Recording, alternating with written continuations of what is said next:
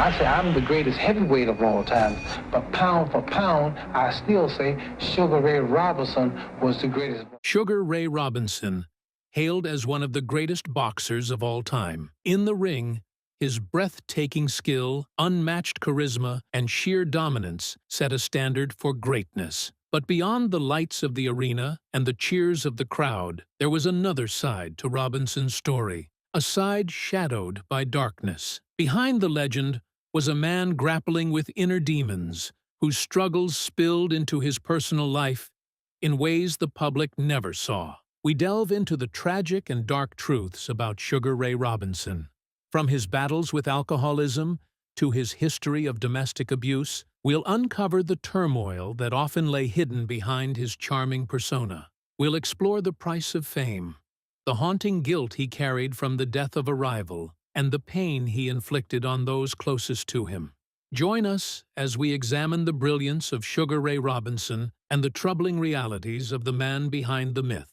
Sugar Ray Robinson's story begins far from the spotlight of the boxing ring. Born Walker Smith Jr. on May 3, 1921, in Ailey, Georgia, his early years were marked by poverty, struggle, and resilience. His parents, Walker Smith Sr. and Lelia Hurst, were sharecroppers, working tirelessly in the segregated South. Seeking a better life, the family migrated to Detroit, Michigan, when Robinson was still a child. Detroit in the 1920s was a city of opportunity for some, but for families like Robinson's, it brought new struggles. His father worked as a cement mixer, and his mother took on domestic jobs to make ends meet. Despite their efforts, the family faced ongoing hardship, and when Robinson was just 11 years old, his parents separated. Following the separation, Robinson's mother moved him and his sisters to Harlem, New York. Harlem in the 1930s was vibrant but challenging, a place where survival required resilience. For young Walker Jr., the streets presented both opportunities and dangers. He discovered boxing not out of passion, but as a way to stay occupied after school. At the Salem Crescent Gym, Robinson began to show natural talent. Even with limited resources, he displayed an innate grace and precision that impressed trainers. However, he faced a major obstacle. He lacked the amateur athletic union card required to compete in official matches. Determined to box, Robinson borrowed the card of a friend named Ray Robinson and assumed his name. It was during these early fights that he earned the nickname Sugar. A sports writer described his style as sweet as sugar, and the name stuck. As Sugar Ray Robinson, he began to dominate the amateur boxing scene. He amassed a stunning record of 85 wins, 69 by knockout, including 40 in the first round. By 1940, Robinson turned professional at the age of 19. His debut fight on October 4, 1940, ended with a second-round knockout, marking the beginning of a meteoric rise. In the ring, Robinson's combination of speed, power, and intelligence was unparalleled. He wasn't just a fighter, he was an artist, redefining what it meant to be a boxer. While Robinson's rise seemed effortless, it was deeply rooted in the struggles of his youth. Growing up in poverty, living through his parents' separation, and navigating the tough streets of Harlem all shaped the man he would become. Boxing became his escape, a way to overcome the circumstances that had once defined him. Robinson's journey from Walker Smith Jr., a young boy in Georgia, to Sugar Ray Robinson, one of the greatest boxers of all time, was nothing short of extraordinary. But the hardships of his youth left scars that would resurface in the years to come. His rise was swift, and his talent undeniable. But as he climbed toward greatness, the weight of his past and the challenges of his personal life were never far behind. Sugar Ray Robinson was a fighter like no other. His incredible speed, agility, and precision in the ring made him a standout in an era already rich with boxing talent. His movements were poetry in motion, graceful yet devastating. He could dance around his opponents, delivering punches so fast and accurate that they rarely had time to react. Robinson wasn't just a boxer, He was a phenomenon, setting a standard for excellence that many would try, and fail, to emulate. One of Robinson's most iconic rivalries was with Jake LaMotta, the rugged and relentless fighter nicknamed the Bronx Bull. The two men clashed 6 times in a series of fights that showcased Robinson's skill and determination. Held on February 14, 1951, became known as the St. Valentine's Day Massacre.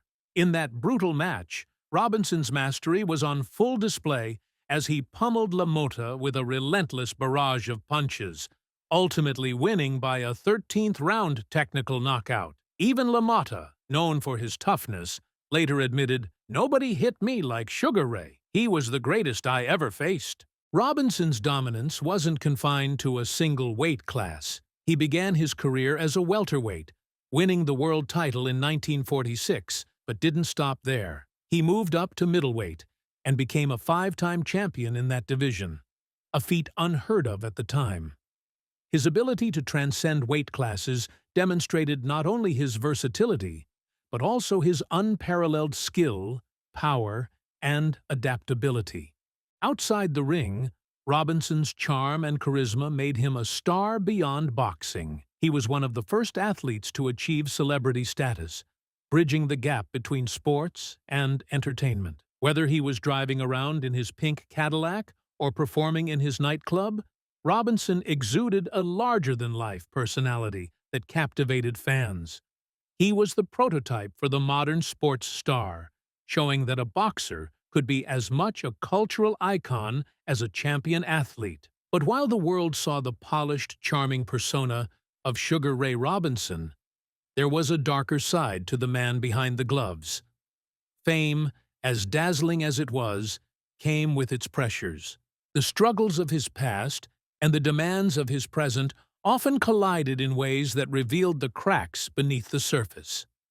Even as Robinson achieved greatness in the ring, he battled inner demons that would later come to light. The toll of fame, the weight of his personal history, and the growing pressures of maintaining his image began to take their toll. The man who seemed untouchable in the ring was, in reality, deeply human, flawed, vulnerable, and struggling with the darkness that lurked behind his legendary status. His brilliance in the ring cannot be denied, but it's only part of the story. The contrast between Sugar Ray Robinson, the untouchable champion, and Walker Smith Jr., the man behind the legend, set the stage for the revelations that would later overshadow his accomplishments. Robinson's story is one of triumph and tragedy, a duality that makes his legacy as compelling as it is complex. Sugar Ray Robinson's life outside the ring was far from the glamorous image he projected to the world. His first marriage, to Edna Mae Holley, revealed a troubling and deeply personal side of the legendary boxer, one marked by violent outbursts, substance abuse, and a volatile relationship dynamic that contrasted sharply with his public persona. Robinson and Edna Mae married at the height of his boxing career in 1944. To the outside world, they appeared to be the perfect couple. He, the charismatic champion, and she, the poised and elegant wife standing by his side. But behind closed doors, their relationship was anything but harmonious. Edna Mae would later recount the darker moments of their marriage, describing a man who was charming and gracious in public, but abusive and unpredictable at home. Edna Mae spoke of Robinson's violent tendencies, which often surfaced when he was under the influence of alcohol. She described nights when he would come home intoxicated and, with little or no provocation, lash out in anger. "There were times when Ray would haul off and slap me, just because he was in a bad mood," she said, in a rare interview. "It didn't matter what I said or did. If he decided I was the problem, he would make me pay for it." One particularly harrowing incident involved Robinson returning home late after a night of drinking. Edna Mae recalled that he stormed into the house, shouting incoherently, before striking her without warning. "I didn't know what had set him off," she said. "All I knew was that the man I loved had turned into someone I didn't recognize." These outbursts were not isolated incidents. Friends and neighbors of the couple also bore witness to the tensions in their relationship. Some spoke of overhearing heated arguments that would escalate into physical altercations. Despite the abuse, Edna May tried to maintain the facade of a happy marriage for years, largely because of societal expectations and Robinson's status as a public figure. The contrast between Robinson's public and private personas was stark. In the public eye, he was the epitome of charm and sophistication, a man adored by fans and revered in the boxing world. His dashing looks, smooth demeanor, and celebrity status, his charisma gave way to a darker, more volatile side, one shaped by his own personal struggles and unchecked anger. Robinson's issues with alcohol were well documented, and they played a significant role in fueling his aggression. Those closest to him noted that his personality would shift dramatically when he drank. George Gainford, Robinson's manager, once remarked, "When Ray was sober, he was the best man you could ever know. But when he drank, he became a different person, angry, unpredictable, and mean." The impact of Robinson's drinking extended beyond his marriage. His alcohol-fueled outbursts alienated friends and associates, creating a cycle of isolation that only deepened his struggles. For Edna May, the combination of his aggression and his growing dependency on alcohol made their home life increasingly unbearable. Despite her efforts to endure the marriage, Edna May eventually filed for divorce in 1962, citing cruelty and abuse as the primary reasons. The dissolution of their marriage marked the end of a tumultuous chapter in Robinson's life, but the scars it left on both parties remained. For Edna May, the years of abuse took a toll on her emotional and physical well-being. For Robinson, the revelations about his behavior tarnished the image of the beloved champion. The contrast between the public and private Sugar Ray Robinson raises uncomfortable questions about the nature of hero worship. How could a man so graceful in the ring, so admired by fans, be capable of such violence and cruelty at home?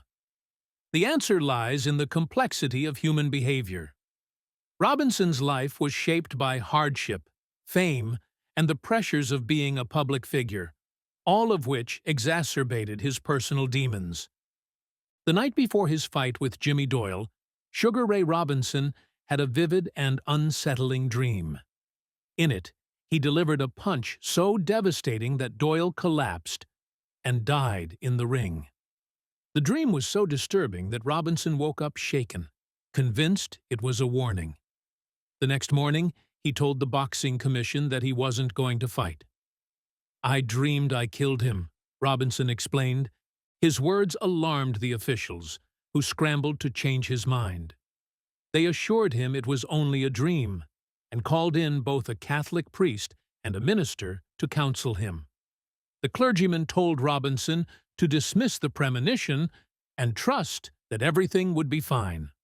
Reluctantly, Robinson agreed to step into the ring, but the unease lingered as fight night approached. On June 24, 1947, Robinson faced Doyle in Cleveland, Ohio, with the welterweight championship on the line. For much of the bout, Robinson displayed his signature speed, precision, and power, steadily wearing Doyle down. Then, in the 8th round, Robinson threw a perfectly timed left hook that connected with devastating force. Doyle collapsed to the canvas, unconscious. The crowd erupted in cheers, unaware of the severity of what had just occurred. Doyle was carried out of the ring on a stretcher and rushed to a nearby hospital. Despite the best efforts of medical staff, Doyle never regained consciousness. He passed away hours later from a brain injury caused by the impact of the punch. Robinson was devastated when he learned of Doyle's death. The premonition that had haunted him the night before now felt like a cruel prophecy fulfilled. He was overwhelmed with guilt, questioning whether he should have followed his instincts and refused to fight.